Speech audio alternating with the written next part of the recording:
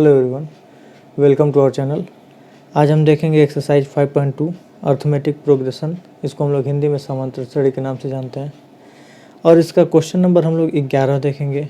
इसके पिछले वीडियो में हमने जितने क्वेश्चन थे 1 से लेकर 10 तक सभी हम लोग कर चुके हैं। उसकी लिंक आपको डिस्क्रिप्शन में दे देंगे, आप जाके वहाँ से देख लीजिएगा। अब हम लोग क्वेश्चन नंबर 11 देखते हैं। लिखा है कि समांतर श्रेणी 3, 15, 27, 39 का कौन सा पद उसके 94वें पद से 132 अधिक होगा। ठीक है, यह हमें बताना है। तो इस समांतर श्रेणी का हम लोग को क्या पता है, तो हम लोग देखेंगे उसका प्रथम पद पता है। तो उसका प्रथम पद a होता है और a की वैल्यू कितने के बराबर है, 3 के बराबर है। अब हम लोग यहाँ से इसकी d की वैल्यू सार्वंतर निकाल सकते हैं और d बराबर होगा क्या, तो 15 में से मतलब अगले पद में से इसके पिछले पद को क्या कर देंगे, माइनस कर देंगे और 15 में से 3 घटाएंगे तो ये हमारा 12 मिलेगा। इसका मतलब d की वैल्यू कितने के बराबर आ गई, 12 के बराबर आ गई। इसमें कह रहा है कि कौन सा पद उसके 54वें पद से 132 अधिक होगा। इसका मतलब उसका 54वां पद क्या होगा, तो a54 हम लोग को तब निकालना पड़ेगा। ठीक है, तो a54 निकालने के लिए हम लोग फार्मूला लिख लेंगे क्या, a प्लस 54 माइनस 1 अगुड़े d। इसका मतलब इसका 54वां पद निकलेगा। तो हम लोग लिख सकते हैं a54 बराबर a के जगह पे a रहेगा प्लस 54 में से 1 घटा देंगे, ये हो जाएगा 53 और इंटू d हो जाएगा। अब a की भी वैल्यू मालूम है, d की भी वैल्यू मालूम है। इस इक्वेशन में क्या कर देंगे, पुट कर देंगे तो हमको यहाँ से उसका 54वां पद मिल जाएगा। ठीक है ना, तो यहाँ से करिए a54 is equal to a के जगह पे क्या रखना है 3 प्लस 53 पहले से, और d के जगह पे क्या रख सकते हैं 12 लिख सकते हैं। अब 3 का 3 ऐसे ही रहेगा और 12 तिया 36 के 6। ठीक है, यहाँ प्लस रहेगा, 12 तिया 36 के 6 हासिल लगा 3 और 12 पाँचे 60 3 63। इसका मतलब ये हो जाएगा 636 के बराबर और 636 में 3 जोड़ देंगे, ये हो जाएगा हमारा 639 के बराबर। कौन सा पद, तो उसका 54वां पद 639 हो रहा है। अब क्वेश्चन में कह रहा है कि उसके 54वें पद में 132 क्या कर दें, अधिक अगर कर दें तो उसका कौन सा पद होगा, हमको n बताना है। ठीक है ना, तो लिखा है प्रश्नानुसार, लिख लेंगे प्रश्नानुसार 54वें पद। ठीक है ना, तो लिख लेंगे 54वें पद में कितना जोड़ देने अधिक होगा, मतलब इसमें अगर 132 जोड़ दें तो ये कितने के बराबर होना चाहिए। तो 154वें पद को हम लोग अभी क्या लिखे थे a54।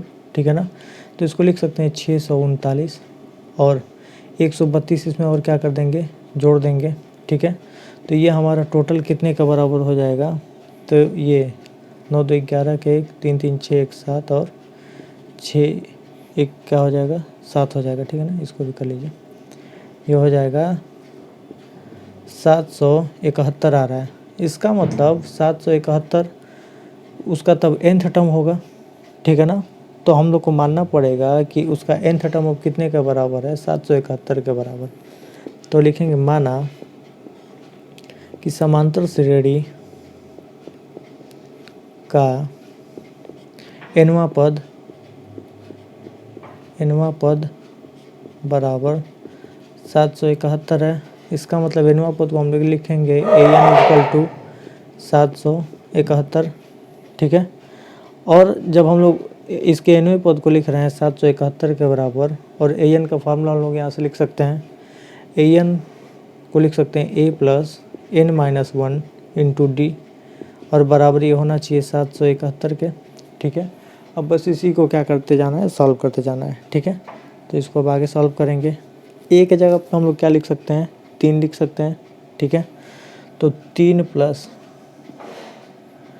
n माइनस 1, अब मैं n की वैल्यू नहीं मालूम है तो लिख लेंगे n माइनस 1 इंटू डी के जगह पे मालूम है कितना 12 लिख सकते हैं, तो लिख लेंगे गुणे 12 और बराबर है कितना 771 के। ठीक है, अब बस इसी को सॉल्व करते जाएंगे। यहाँ से n की वैल्यू हम लोग क्या कर सकते हैं, निकाल सकते हैं।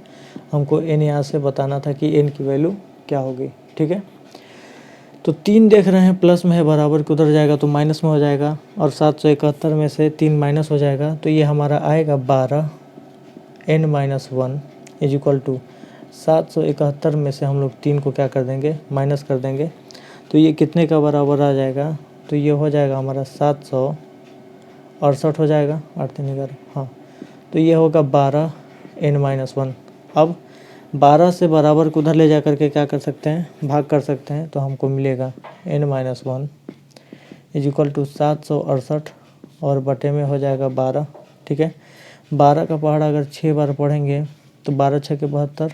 ठीक है, और बचेगा कितना, 4, तो ये मिल के बन जाएगा 48 और 12×4 = 48। इसका मतलब इसको कटाने पर कितना आएगा, 64 आएगा।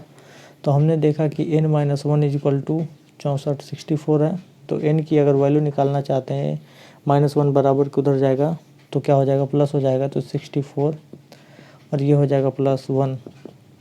इसका मतलब यहाँ से हम लोग उसका n का मान हम लोग निकाल सकते हैं। वो कितने का बराबर आया, 65 के बराबर आया।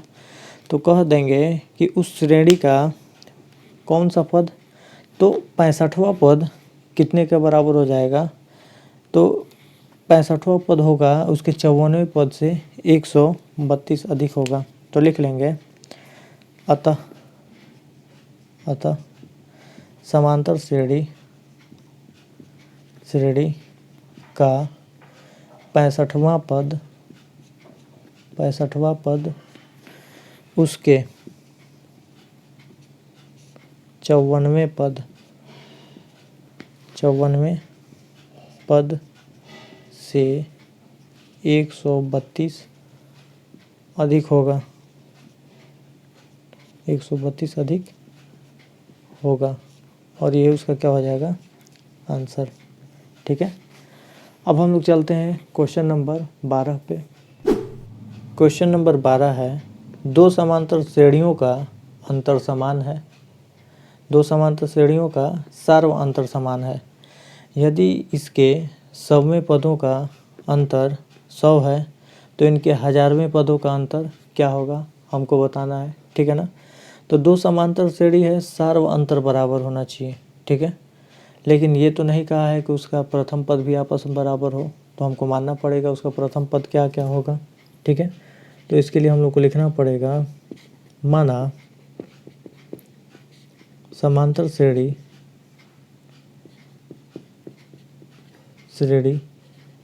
का प्रथम पद बराबर a1 तथा, ये पहली के लिए लिखा, तथा लिख लेंगे दूसरी समांतर श्रेणी का प्रथम पद बराबर a2 है, प्रथम पद निकाल लिया, तथा सार्व अंतर क्रमशः, मतलब बारी बारी से, पहली वाली के लिए क्या है, d1 तथा d2 है। ठीक है, तो अब हम लोग को कह रहा है कि दोनों समांतर श्रेणियों का सार्व अंतर समान है। तो लिख लेंगे, दिया है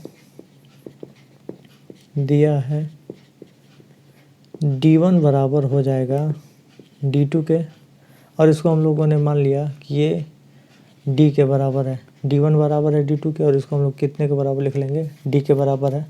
ठीक है, तो अब हम लोग को करना क्या है, पहली समांतर श्रेणी का 100वां पद निकालना पड़ेगा, फिर दूसरी समांतर श्रेणी का 100वां पद निकालना पड़ेगा, और उनका अंतर कर देगा। अगर घटा दें तो कितना आना चाहिए, 100 आना चाहिए। ठीक है ना। तो लिखेंगे, पहली समांतर श्रेणी का 100वां पद बराबर, प्रथम पद क्या है, a1 प्लस 100 - 1 इंटू डी लिखेंगे। तो डायरेक्ट हम लोग इसको लिख दे रहे हैं, कितना, 99d हो जाएगा, क्योंकि d1 लिखना है और ये किसके बराबर है, d के बराबर है। ठीक है, तो पहली समांतर श्रेणी का 100वां पद आया हमारा a1 प्लस 99d। इसको हम लोग मान लेंगे इक्वेशन नंबर फर्स्ट। इसी तरीके से अब हम लोग दूसरी समांतर श्रेणी के लिए भी निकाल सकते हैं। तो दूसरी समांतर श्रेणी का 100वां पद बराबर होगा कितने के, तो दूसरी समांतर श्रेणी का प्रथम पद a प्लस 100 - 1 इंटू डी। लिखेंगे, ये हो गया इक्वेशन नंबर 2। अब क्वेश्चन में कह रहा है कि पहली समांतर श्रेणी का सवा पद और दूसरी समांतर श्रेणी का सवे पद का अंतर डिफरेंस कितने का बराबर होना चाहिए, 100 के बराबर होना चाहिए। तो लिखेंगे प्रश्नानुसार पहली समांतर श्रेणी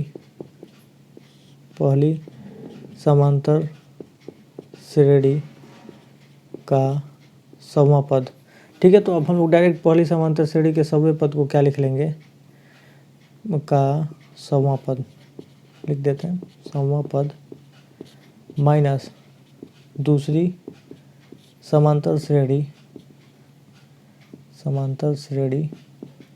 का सवा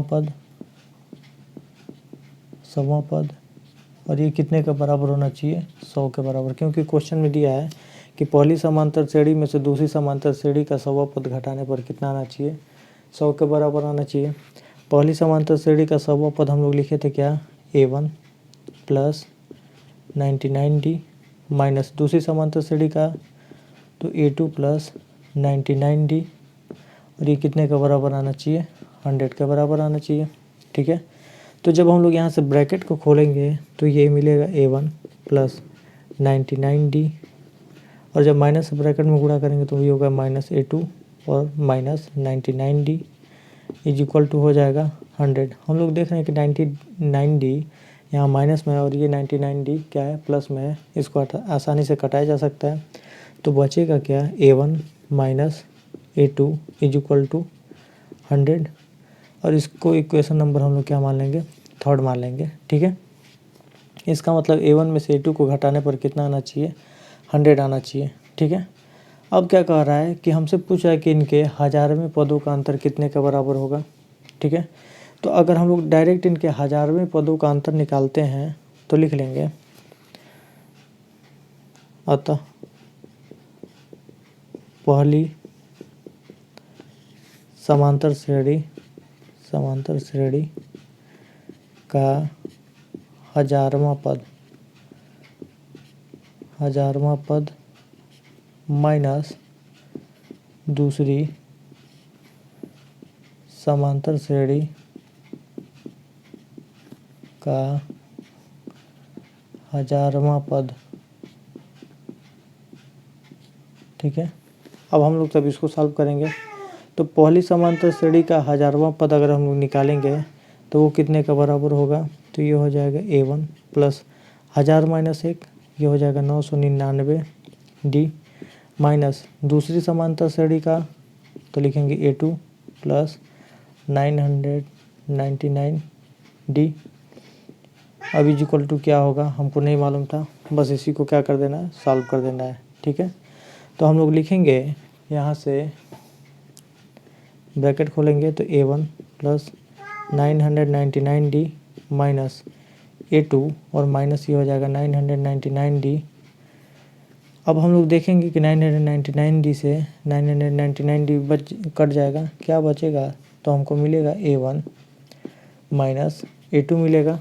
और इक्वेशन 3rd को देखिए, इक्वेशन 3rd में A2 माइनस A1 की वैल्यू कितने के बराबर है, तो इसकी वैल्यू बराबर थी 100 के। इसको लिख लीजिएगा बाई इक्वेशन 3rd।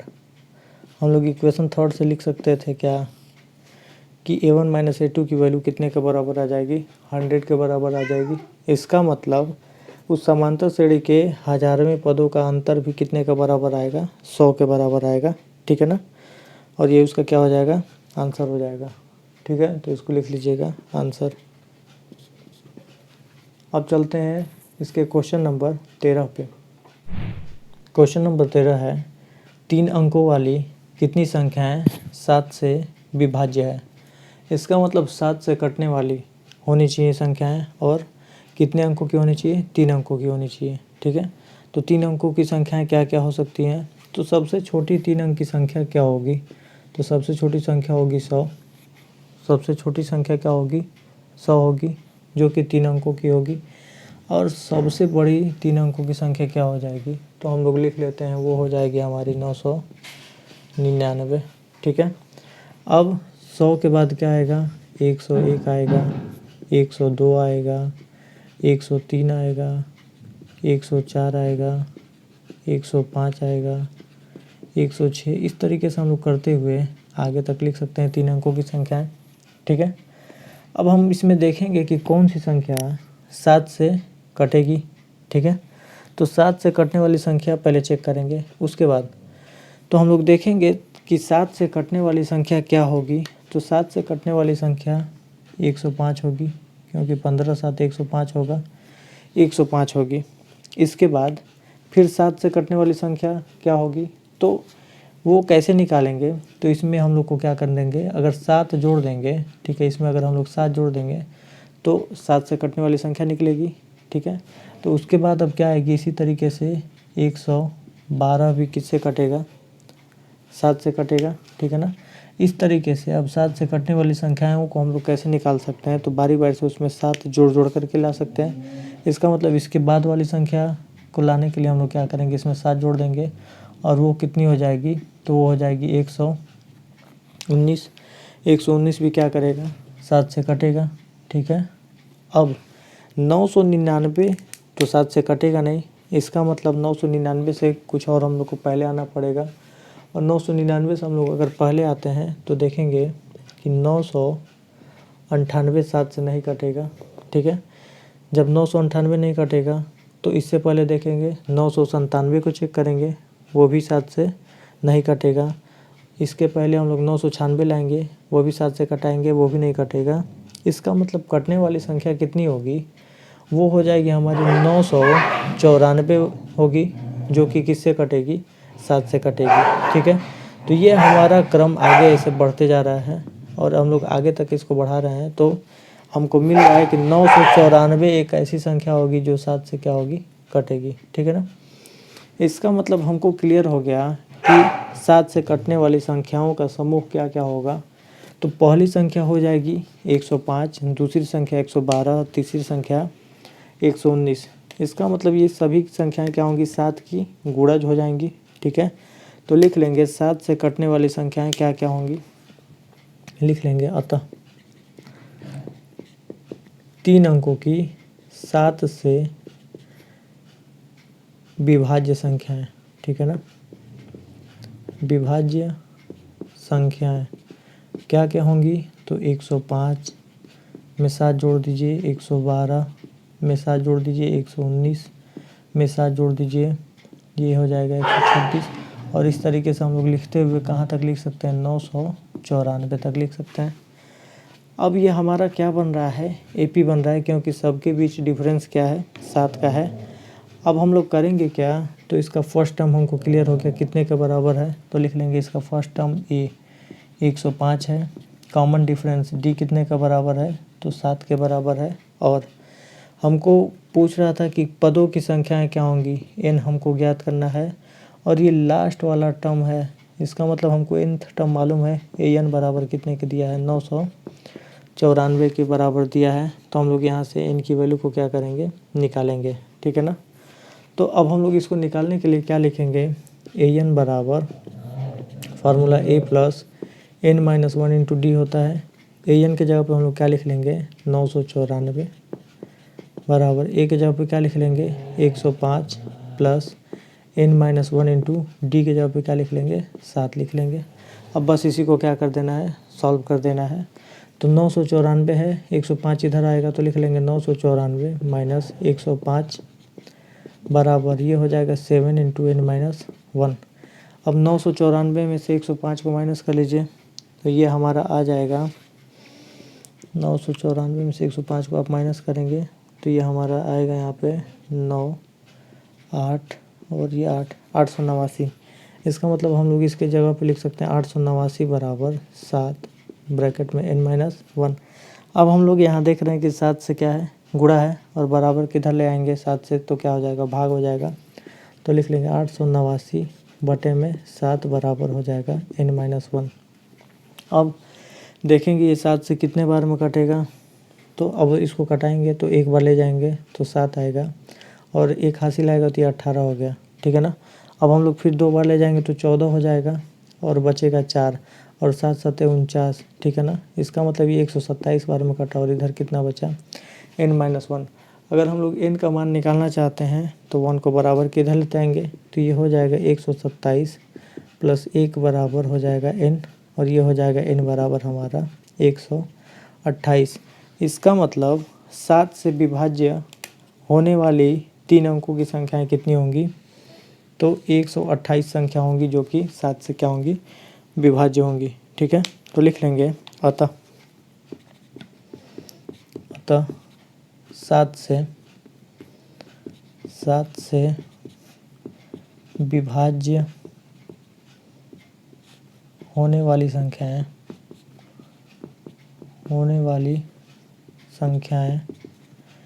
128 होंगी, ठीक है।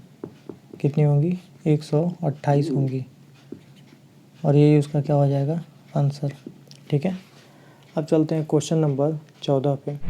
क्वेश्चन नंबर 14 है 10 और 250 के बीच में 4 के कितने गुणज हैं। इसका मतलब 10 और 250 के बीच में कितनी संख्याएं 4 से कटेंगी, ठीक है ना।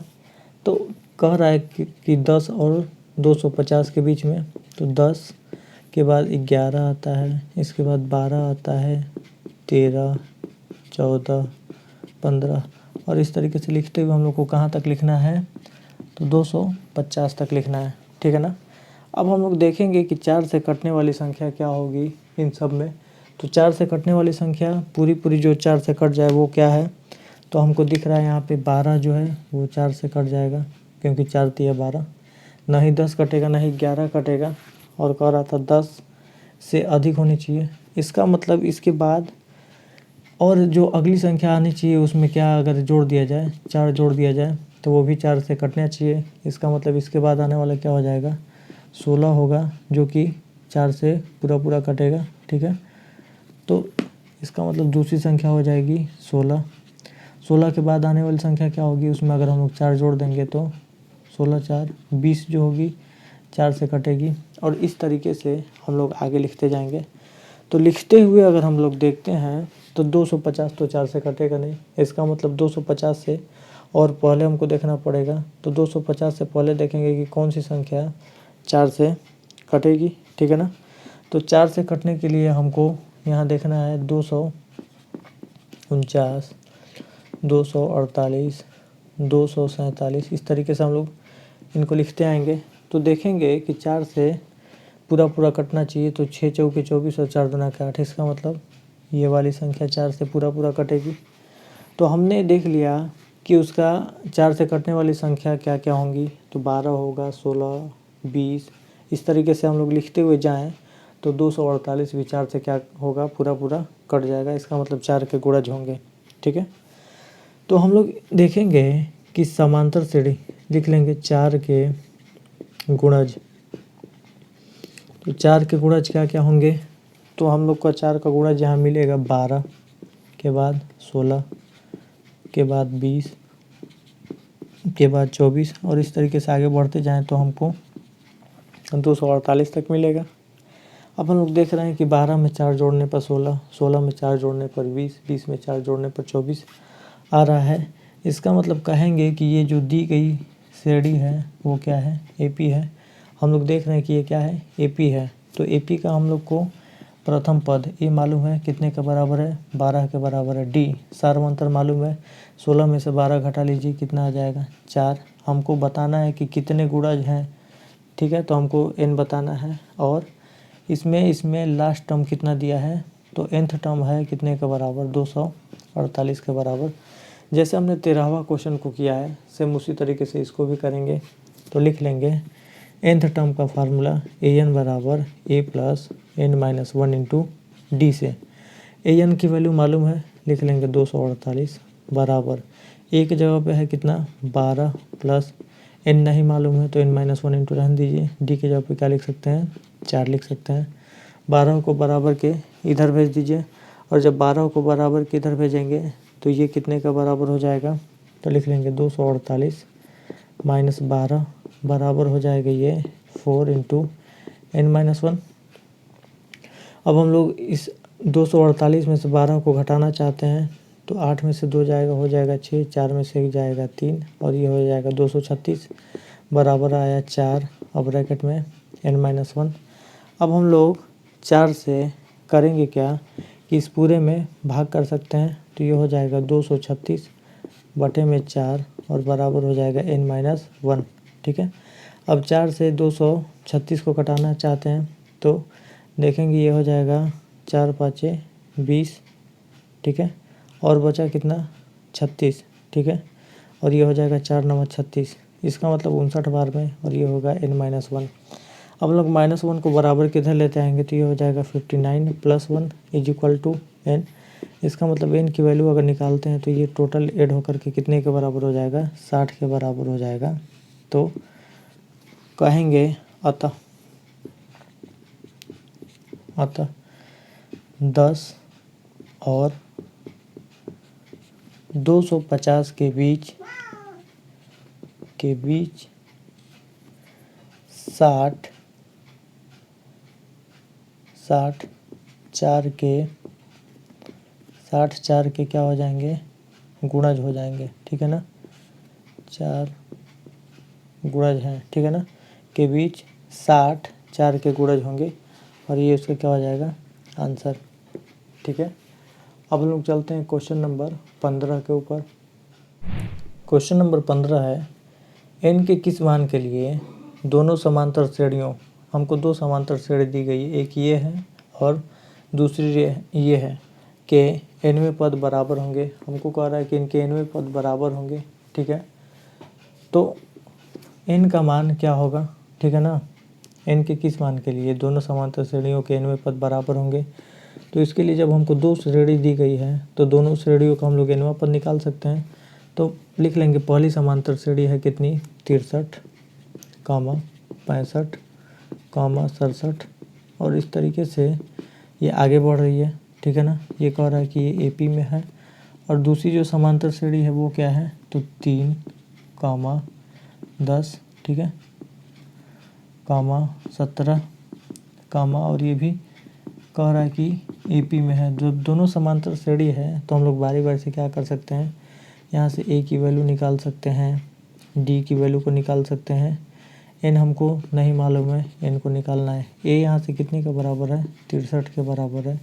D देखेंगे 65 में से 63 घटा देंगे, D की वैल्यू मालूम है और कह रहा है कि इसका nवां पद, nवें पद दोनों के आपस में क्या है, बराबर हैं। तो इसका nवां पद जो होगा वो इसके nवें पद के क्या है, बराबर है। तो इसके लिए भी लिख लेते हैं, A की वैल्यू कितनी है, 3, D की वैल्यू निकालेंगे, 10 में से 3 को घटा देंगे 7, N हमको बताना ही है और इसका भी AN, इसके AN के क्या हो जाएगा, बराबर हो जाएगा। ठीक है, तो इसका AN मतलब nवां पद हम लोग निकाल सकते हैं। AN बराबर फॉर्मूला लिखेंगे A + n-1 × D का। इसके लिए भी लिख लेंगे AN बराबर A + n-1 × D। अब इसके लिए AN लिखते हैं तो AN बराबर हो जाएगा, A के जगह पे क्या लिख सकते हैं, 63 + n-1 × D के जगह पे क्या लिख सकते हैं, 2। ठीक है, अब इसको हम लोग मान लेंगे इक्वेशन नंबर फर्स्ट और इसका AN निकालेंगे तो ये आएगा, A के जगह पे हो जाएगा 3 + n-1 × D के जगह पे होगा 7। इसको हम लोग मान लेंगे इक्वेशन नंबर सेकंड। ठीक है ना, या फिर इसको सॉल्व करके और लिख सकते हैं क्या, AN बराबर 63 + 2 से जब इसमें मल्टीप्लाई करेंगे तो ये हो जाएगा 2n - 2। ठीक है, अभी इसको इक्वेशन नंबर मत मानिए। ठीक है, इसके बाद मान लेंगे। 63 में से 2 घटा देंगे, ये हो जाएगा 61 + 2n। अब इसको मान लीजिए इक्वेशन नंबर फर्स्ट, इसका nth टर्म है, इसका nth टर्म भी और सॉल्व करके क्या कर लीजिए, छोटा। तो AN बराबर 3 + 7 से मल्टीप्लाई करेंगे 7n - 7 हो जाएगा। तो AN बराबर होगा कितना, ये हो जाएगा 7n और ये हो जाएगा -4 बचेगा। इसको मान लिया हमने इक्वेशन नंबर सेकंड। अब कह रहा था प्रश्न में कि दोनों का nवां पद आपस में बराबर है, तो कह देंगे चूँकि दोनों समांतर श्रेणियों के nवें पद बराबर हैं, अतः समीकरण 1 और 2 से हम लोग क्या कर सकते हैं, इनके nवें पद को आपस में बराबर मानेंगे तो ये होगा 61 + 2n, ये वैल्यू बराबर हो जानी चाहिए इसकी ये वैल्यू के, तो 7 - 4 के। अब हम लोग देखेंगे कि अगर 2 को बराबर किधर भेजेंगे तो वैल्यू क्या होगी माइनस, और 7 में से घट के जो वैल्यू आएगी वो क्या मिलेगी, हमको पॉजिटिव मिलेगी। इसलिए इसको हम लोग बराबर के उधर भेज देते हैं। ये हमारा माइनस में है, इसको बराबर किधर लेते आएंगे तो ये हो जाएगा 61 + 4 हो जाएगा और बराबर 7n, और ये हो जाएगा -2n। 61 में 4 ऐड कर देंगे, ये कितने का बराबर हो जाएगा तो ये हो जाएगा 65 = 7 में से 2n को माइनस कर दीजिए, तो 7n में से 2n को माइनस करेंगे, ये हो जाएगा 5n। अब देख रहे हैं कि n में 5 से मल्टीप्लाई है, बराबर किधर भेजेंगे तो क्या हो जाएगा, डिवाइड में चला जाएगा। ठीक है, तो इसी को लिख लेंगे 5n = 65 या n = 65/5। और जब हम लोग इसको घटाएंगे तो n की वैल्यू कितने के बराबर हो जाएगी, 13 के बराबर हो जाएगी, क्योंकि 13 का गुणा 5 बार करेंगे 65 आ जाएगा। इसका मतलब 65 5 से 13 बार में कट जाएगा। इसका मतलब इन दोनों समांतर श्रेणियों के 13वें पद आपस में क्या हो जाएंगे, बराबर हो जाएंगे। तो लिख लेंगे अतः श्रेणियों के 13वें पद आपस में बराबर होंगे। ठीक है, और ये उसका क्या हो जाएगा, आंसर। ठीक है, अब देखते हैं 16वां क्वेश्चन।